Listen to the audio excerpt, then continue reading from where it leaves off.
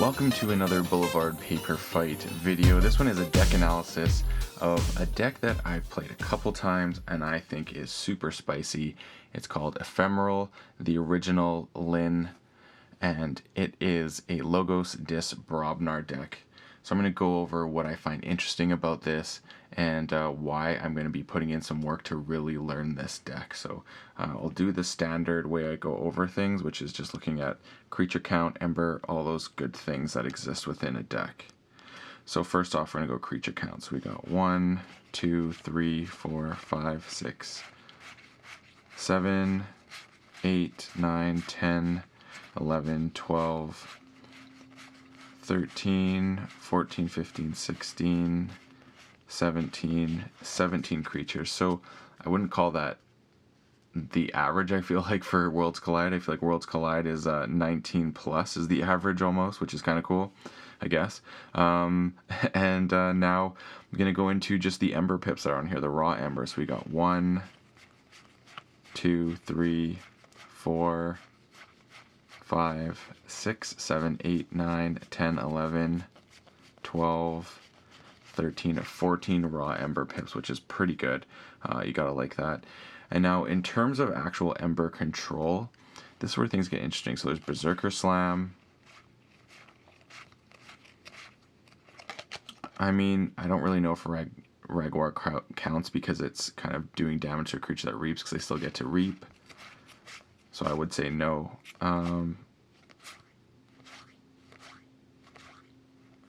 Infernus is definitely a big one, and then you have things like Not Finished With You to recur, but yeah, Infernus is a good one.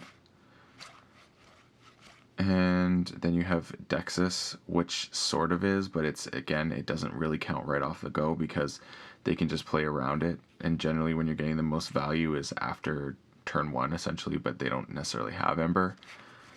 You have Cutthroat Research as Ember Control, which interestingly enough kind of is... It is Ember Control, I would say, because you have things like Eat Eye as Ember Control, which you can archive and make the keys cost 8. And then this you're going to be able to steal 2. So I guess you can count these actually as Ember Control. And I find Cutthroat Research more interesting now in Worlds Collide because of the increased key costs and how many there are, that you can essentially use this as a means to have advanced or increased key costs, and then using Cutthroat Research to get them below and actually getting some good Ember. So I find that quite interesting. And then aside from that, there is, I guess you would count Seismo and Tangler because you can stop a house from reaping. So if they develop, for example, a really good dino board that wants to reap and exalt, things like that, you can use this to help prevent that from happening. So I would count that. So not a ton of Ember Control, and it's a little bit tricky. But let's go over the things that I actually really like about this deck and drew me to it. First off is there's nothing wrong with having a Ganger Chieftain with things like Harbinger of Doom in a deck. It's an easy way to run that out of turn, basically out of Dis when you're in BROBNAR to do some damage. No doubt about that. There is also the double Igors, which you can put things into your discard, and then you can use things like an Exhume to pull those back later. I really like Infernus and purging cards. I'm almost inclined a lot of the times to even purge my own cards, some of them, because especially once I get Universal Recycling Bin out, archive a purge card you own.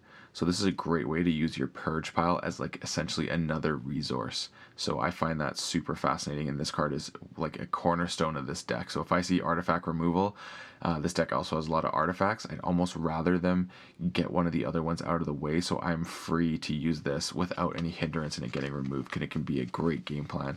Because there's also Buzzle in here, which has a skirmish, play, fight. You may purge one of Buzzle's neighbors. If you do, ready it.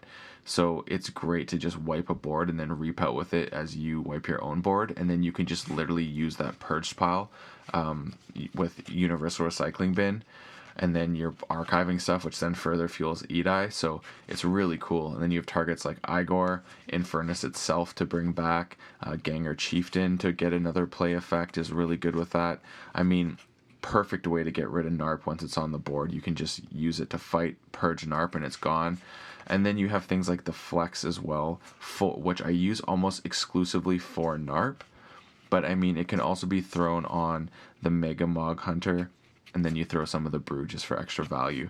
But I've many times pulled off the flex in this deck. Sometimes you gotta wait a turn, but ideally you want to get the Brobnar out sooner than later and just let it do its thing.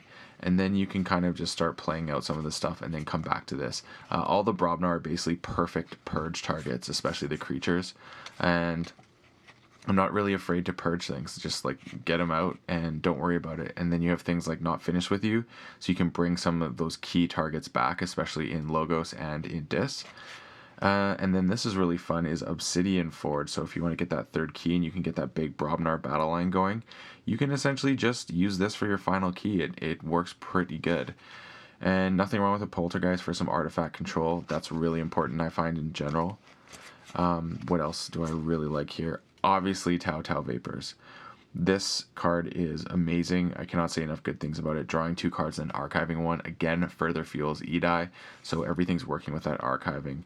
And then Hologramophone is quite crucial as well to ward Edai and keep it on the battlefield line a little bit longer. And then it also has a Redacted, a Legacy Redacted, which is super cool because if you can get this out early, you can be inclined to call Logos. It's there. It's not at the forefront, I would say, so you don't want to try and force this, but it's just a nice thing to have existing as a threat that can go off for your third key. So there's a couple things here that can make that happen, and I just like having that as a potential way to win the game if need be, if it starts going long. Then you have remote access as well, just for a little bit of artifact. Wormhole Technician, like there's not a lot of creatures here, but you're kind of using this to dig a little bit. Like you got the Igors to dig. It's nice if you can get, like I said, get the Brobnar out early and start utilizing it and just reaping and whatnot with it just to get value, and then move on to your other houses as they're kind of shown here. Oddly enough, I find that I don't get to use Dendrix and Edorame that much just because of the fact that I end up sometimes just getting Buzzle out and just purging right away. But I mean, I feel like right now, Universal Recycling Bin, Buzzle, and the Infernus are just, they just work together so well. Those 3 cards are what make this magic, and I really enjoy playing this deck. It can really do some nasty things and kind of be unexpected the way it plays. So I hope you enjoyed this analysis of Ephemeral, the original Lin. And yeah, I'll post a Decks of KeyForge link in the comments so you can kind of see the stats a little bit more clearly. Thanks for tuning in. As always, may your Ember never be stolen and you forge your keys promptly. Have a good one.